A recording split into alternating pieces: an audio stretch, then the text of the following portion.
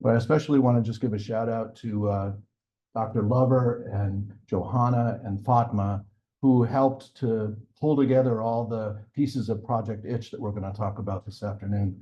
And I'm grateful for that effort, because we started this without really any staff. And so you guys were doing a great job of helping to get all that started. And so we went some 15 months before we even hired Nolan, our project coordinator. So I'm also grateful that he's finally with us and can take some of these things off our table.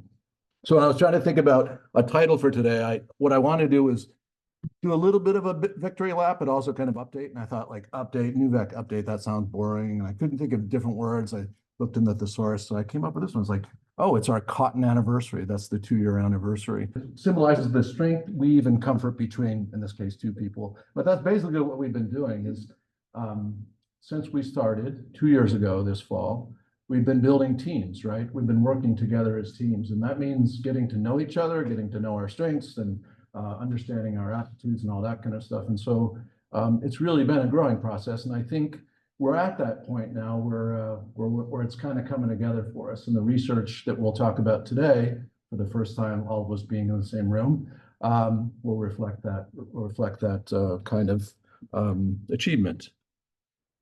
So I remind you that the center has 3 prongs to it. So we're doing the operational research that we're going to talk about today. We're also expected to be doing some training. So we're a little behind in getting all that up together. Dr. Lover's been working very hard. So I don't have to tell people that are in the university the difficulties of creating new programs, but we do have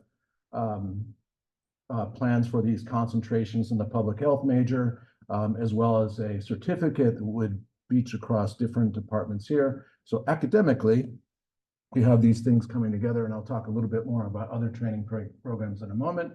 And also we're doing community practice. So that's a fundamental aspect of what we're doing. Like, communicating the research that we're doing with the practitioners is fundamentally important. And it's the opportunity presented to us by the center that may not happen when we're all working in silos in our laboratories.